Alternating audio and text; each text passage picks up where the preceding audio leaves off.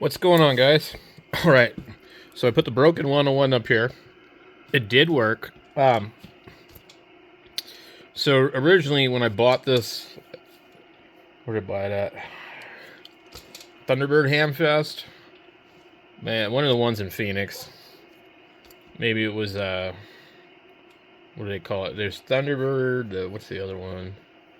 DeVry. Yeah, so one of those two.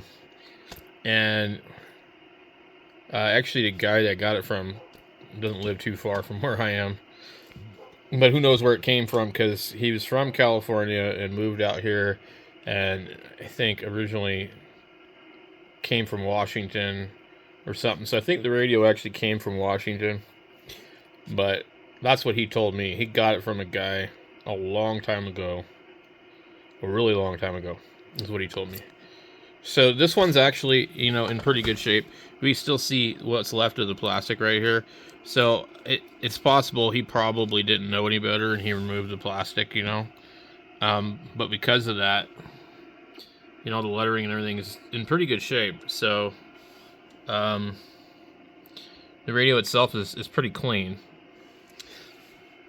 Now, I've got too many of these radios already, so I have to kind of think about what my plans are for this one.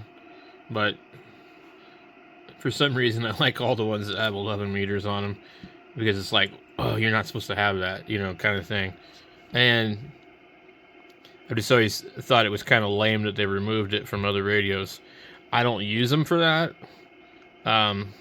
In fact, they don't even sound good on AM on receive, so because they go through the sideband filter, so it wouldn't really make a very good 11 meter radio. I mean, I guess when I think of 11 meters, I think of AM. I don't really think of like channel 38 sideband, but these are definitely very popular amongst the CB crowd. So, if you have one with 11 meters, it's worth more money than one that doesn't, or one that just has it in the auxiliary position. But the one that I have that works the best out of all of them doesn't have 160 meters, and it's not a 101E. Now, the first one that I've ever bought is a 101 Bravo. And that one, it works pretty good, I guess. Every once in a while, I got to adjust the frequency on it for transmit and receive. And I actually sold it for a while and ended up getting it back from the guy. And when I got it back, the tubes weren't real great. They were pretty bad, actually. So 60, 70 watts instead of 130 or 40. And originally, I think I had some extra tubes. I just don't even know what the hell happened to them anymore. So when you have an opportunity to buy one of these for $100 or less, if it's got tubes and it's got working tubes, it's a pretty good deal. I'm pretty sure I got some tubes with this one when I bought it. And as far as I can tell, the tubes in it are actually pretty good. So it's just that right now it won't turn on, and I don't know what's going on with that. And there's just no sound coming out of it. It looks like it's actually not receiving. So when I very first got it, it was making a squealing noise when I would turn it on, and I had to like unplug and unseat all the boards. So it actually hasn't sat for that long, but it's just not working. So I'm going to try and get this, probably try and get to it like today maybe, and just have a look inside of it. I'm kind of cleaning up everything. I've moved all like my filming stuff, and I had a bunch of just different stuff I'm trying to hook up, cameras, and I'm trying to screw around with all this different stuff. A GoPro. By the way, I 3D printed a cover for the GoPro today with what was left of my PETG. Found a little flaw in their file. I don't know why they did this, but they made it really, really thin right here. Now, I could probably redesign that, but also at the same time, there's probably somebody that designed one of these a little bit better. So I'm going to look for one. Now, I have had no luck with this, with Linux. I had it working a little bit today on Windows, and it looked pretty good. Originally the reason I got this particular one was because it had the front screen. And so I thought that I would need that, you know, if I was going to be doing any kind of streaming or whatever. But the thing is, when I'm streaming or I'm doing that, I don't need my face in the video. I don't need to be like some of these other YouTube guys. I'm showing you guys the radios and the stuff and this and that, and like, you know, I don't need to be in the video, so that's actually not that important. But I've been really just trying to find something that works well for live stream, picks up the audio well, and you know, I can put the live stream on and kind of kick back and share what I'm doing with on the radio, and at the same time, you know, do other stuff. So anyway, I got 756 Pro. I was doing FT8 with it earlier, just the microphone and the radio on Vox and the laptop over here. And I think I made a video about that a long time ago, but I was sharing that today in the live stream, so it was kind of cool. Some people were watching it and stuff. But yeah, we got to get everything set up to where I can, like, you know, go stream a live stream and, you know, share some cool stuff. And you know, it's always fun because what's great about the live stream is that you guys can get in here and, you know, be part of the conversation and everything. And, you know, it's just kind of neat. So anyway, I'm hoping to get this going today. So we'll try and do that. I'm going to spend some time really doing some serious cleanup in here. And at some point I need to figure out what's up with that one too. So thankfully I don't have much money into this. The biggest problem with this is I actually bought the PyX board for over $100 or whatever it was. So that's kind of stupid. This radio here, I need to go through it at some point too. There's definitely something strange about it. And it wouldn't hurt to kind of give it a check and see if everything lines up like it's supposed to. It doesn't seem to put out a lot of power, and it feels like there's something wrong with it. So, I don't know, maybe, you know, somebody went in and turned it down, and, you know, somebody did an alignment, didn't know what they were doing. It's hard to say. But the guy I got it from, I guess apparently his wife used it more than he did, and it was probably their radio that they bought, like, new, and she had everything installed in it. It's got, the INRAD daughter boards on each side of the radio. So it's the closest thing to the 1000 MP that I used to have. And honestly, I think it works just as good, but the MP put out a lot more power. So anyway, we got stuff, gotta get stuff done. You know, I've been having pretty good luck with this amplifier. At first I didn't really care for it, but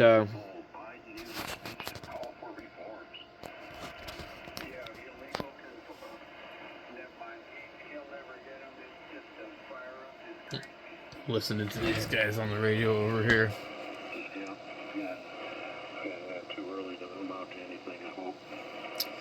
Oh, we'll be getting, I think, a flashlight in the mail today. Hopefully, it'll be here today. Next month's my birthday, so it's kind of like, I want this, I want that. And then a couple of these $50, $40 flashlights went on sale. Like, one of them went on sale like 20%. I think what it really boils down to is like an obsessive compulsive disorder. I'm serious. This was like the first one that I bought. And it's kind of funny because I wasn't really interested in buying flashlights. I had a friend that was telling me I needed to get these convoy lights. I went over to his house and worked on his RV and fixed it for him. And he was showing me his collection of flashlights. And I really wasn't that impressed with them. But he would keep talking about these flashlights, and he was supposed to be, you know, doing a presentation at, Quartz Fest. And it was going to be on flashlights. So he's quite knowledgeable on all that stuff. But anyway, I saw that they had a deal for the $29 Harbor Freight one which kind of resembles something like this. And it's a flashlight that has a USB port that's hidden, you know, kind of like this one. And I shared that with him, and he was like, "Oh, those are complete piles of crap," and blah, blah, blah, and no, don't buy that, that's junk. And so I read up on it a little bit, and there was a lot of people that really, really like that light. And what I, was telling the guy was like, look, if it doesn't have a USB port on it, I don't really want it. Because it means I can't, like, take it and carry it with me, and if I'm, like, away from the house, and I don't have an 18650 charger, how am I going to charge the damn thing? So, anyway, I was looking at these other lights, and I don't know, I think it was just because he was mentioning it that I thought I needed one. So, I found this at Walmart for $29, and I bought it, and I was like, wow. The bummer about this light is it uses a proprietary battery, where there's, certain pins on the bottom of the battery that touch the bottom of the battery. So there's like a little negative and positive voltage are present on the bottom of the battery. Let's put it that way. But what I noticed after buying a lot of flashlights on Amazon was like, there's some really cool cheap ones, but for the most part, they're annoying because, the user interface, it'd be like this and then that, and then you have to go through the strobe. Well, Naboo is kind of more of a more professional, or Nebo, more professional company in my opinion, because you have to do something stupid to access the strobe, and you don't actually have to. You don't have to actually go through all the settings to turn it off if it's been on for a certain amount of time. I think probably about as long as it's been on now. And you just push it again and it just turns off. So a lot of flashlights don't do that, or you have to long press it to hold it down. I don't know if this one does the long press. So long press doesn't do anything on this. But my friend was like, dude, you need flashlights with a programmable menu, and you need this, it's called Anduril, and so I started buying all these cheap lights, and so I ended up buying the Workhorse lights, the really, really, really bright ones, tiny little ones. And I wasn't really that impressed with them, and I kind of told him that, and I think he thought I was just, being a prick. But he would told me, yeah, I'll let you borrow, a bunch of these lights, and you can, review them on your channel. And so I thought I was going over to his house to, check out the lights and bring them back and review them. But what it ended up being was, no, this is just a show and tell in my basement, and I'll show you, how these work. So basically, I came to the conclusion that the ones that I had right here were probably better than all the ones he had as far as like serious output and intensity. And I like zooming flashlights. That's the one thing I really like, a flashlight that has a lens and no dome on the damn emitter. And that goes quite against all the fanboys of flashlights. They're like, no. You can't have a zooming flashlight because a zooming flashlight is bad. You need something like this. You can't have anything, And I don't agree with that. But most of the serious flashlight companies don't offer anything. So you kind of have to sift through all the stuff on Amazon and find out which one's the best. And what I found is this one is the best, these kind. And it's because they use some kind of round die LED, and they're made out of aluminum. They come with an adapter for AAA batteries, and they come with an 18650 that kind of fits in here real sloppy. But they're designed to run a 21700, but for some reason they don't supply you with that. Certain brands do. The end pieces kind of look reminiscent of these lights, and they also unscrew. So they're not made as nicely maybe, but they seem to be the best thing you can find on Amazon. The flashlight has a magnet on the back, and it's okay. It's not great. and then you can, dim them. You got to hold the button down. So I just kind of like went nuts with the flashlights, and just wanted to find the perfect light to carry in my pocket. And so I haven't found that yet. These ones will turn on in your pocket, and you can go ahead and, lock them out. But what I want is a tactical, So I ordered 3 different tactical lights. And one of them should be here tomorrow. And there's lots of complaints and, things like that. But what I've noticed is with a lot of things, you really just have to kind of read between the lines of the reviews. We don't know how smart the people are that are doing these reviews. They say something doesn't work, whatever. You see it with radios all the time. They're complicated, and sometimes people can't figure things out. So, but ultimately, I guess this is as close to a everyday carry light for me. And it's just a little on the larger side. I don't care for the magnet because what happens is I have a wallet chain, and so if this is in my pocket, it might stick to it. So, and it's too weak to be really any good. So that's the other problem. But I see like these guys that review flashlights, and they're seriously concerned about, will the flashlight tail stand? I'm like, what the hell does that mean? Oh, because not all flashlights will sit on their tail? Like, why is that a requirement or something that should be important? Are you just like stacking all your flashlights for looks? I have them all over the place out here, but I use them. And when I'm working on a computer, I can't see really good in there. This is one of my favorite ones. It's actually got this really, really weird LED. It's not really square. But